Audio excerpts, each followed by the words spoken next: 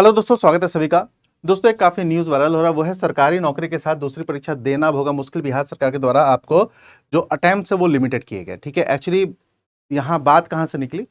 बात आपको निकली, अगर मैं बात करूं तो यहाँ देखिए, यहाँ पर लिखा है, यहाँ से कहानी निकली कि नगर विकास एवं आवास विभाग के द्वारा जारी एक आपको आदेश के अनुसार विभाग में कार्यरत कोई भी अगर नियमित सरकारी सेवक अपनी पूरी सेवा अवधि के दौरान सिर्फ एक बार ही परीक्षा दे सकता है और उसके लिए उसको एनओसी प्राप्त करना। ये तो एनओसी जनरली प्राप्त करते हैं तभी आपको एग्जाम होता है।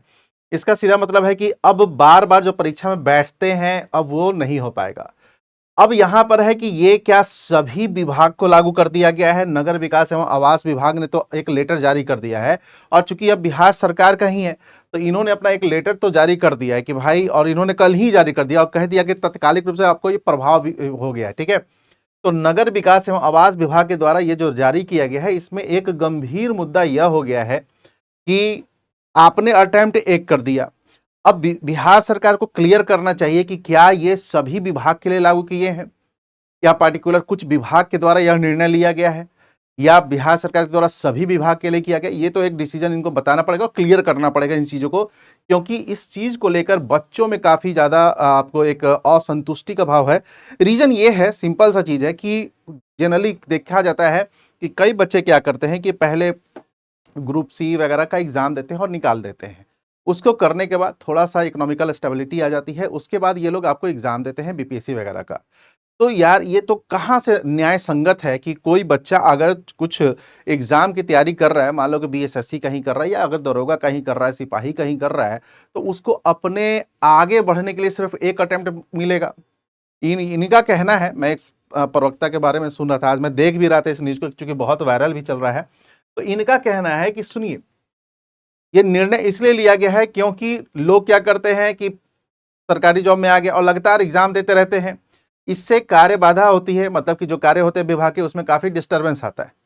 इनका कहना है कि हम लोग रोक नहीं रहे, अगर उनको आगे बढ़ना है, जीवन में आगे बढ़ना है, तो उनको वर्तमान जॉब से वो करना होगा, छोड़ना होगा।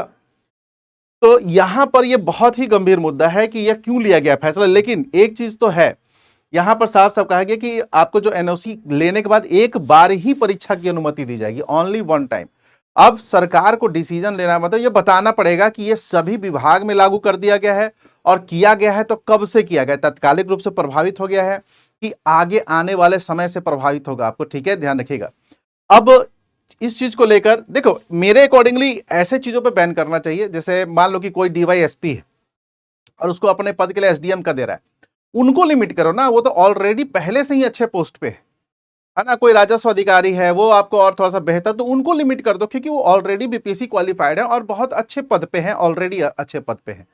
तो यहां पर मुद्दा यह होता है कि क्या यह उचित है कि आप सभी कर्मचारियों के लिए यह लागू कर दिए? और यह भी अभी बहुत क्लियर नहीं है क्योंकि बच्चों के बीच बहुत स्ट्रेस का माहौल है, खासकर वैसे बच्चे जो दरोगा सिपाही अपना कर चुके हैं और ठीक है एक लाइफ में स्टेबल हो चुके हैं, अब इसके बाद अपने आगे के पढ़ाई को जारी करने के लिए है। अब एक अटेम्प्ट ये सही नहीं है, सरकार को इस पर फिर से गंभीरता से सोचना होगा। अगर इसको लागू ही करना है तो आप उन एग्जाम्स पे लागू कर दीजिए जो एक पैरेलल एग्जाम है। जैसे मैं फिर से बोल रहा हूं, अगर मैं डीवाईएसपी हूं तो मैं एसडीएम के लिए कर रहा हूं तो चलो ठीक है, यहां पर रिस्ट्रिक्शन समझ में आता है कि ऑलरेडी आप अच्छे पद पे हैं। बट एक नीचे से जो कर्मचारी हैं वो जाहिर सी बात है कि वो अपने आर्थिक तंगी, चूंकि सभी जान ही रहे कि बिहार यूपी में क्या है, लोग बहुत ऐसा नहीं है कि बहुत पैसे वाले हैं तो सामान्य सरकारी जॉब की तैयारी कौन करता है? कोई बहुत बड़ा बिजनेसमैन थोड़ी करता है, सामान्य वर्ग करते हैं। तो सामान्य वर्ग करेंगे तो जाहिर सी बात है कि वो छोटे पद के लिए भी करेंगे ताकि लाइफ थोड़ा सा स्टेबल रहे। तो मेरे अकॉर्डिंग अगर ये हर जगह लागू है तो सरकार को इस पर सोचना चाहिए, इस पर विचार करना चाहिए और इस तरीके के कि आप ऑलरेडी बेहतर पद पे हैं उनको लिमिट कर रहे हैं तो चीजें समझ में आती है। जैसे इस बार का यूपीएससी का अगर रिजल्ट देखिएगा तो बहुत सारे ऐसे आपको टॉपर्स हैं जो ऑलरेडी जॉब में है, वहां रिस्ट्रिक्शंस लगाओ ना, आप वहां पर रिस्ट्रिक्शंस लगाओ कि आगे आने वाले भी मौका दीजिए। आपका डिस्टर्बेंस होता है विभाग में, कार्य आपको वो होता है, लेकिन ये बहुत सही नहीं है कि कई युवा कर्मचारी जो लोअर ग्रेड में भर्ती हुए थे उनको उच्च पद पर जाने का सपना देख रहे थे, उन्हें लग रहा था कि उनके कैरियर का रास्ता सीमित किया जा रहा है।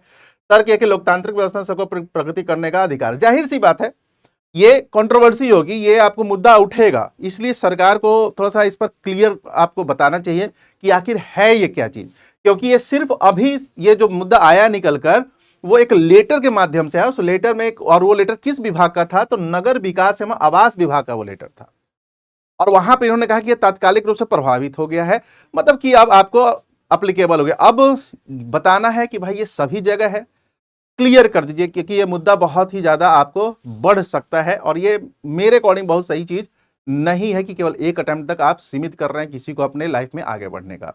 बाकी देखिए क्या इस पर अपडेट आता है, मैं आपको जरूर दूंगा। Thank you.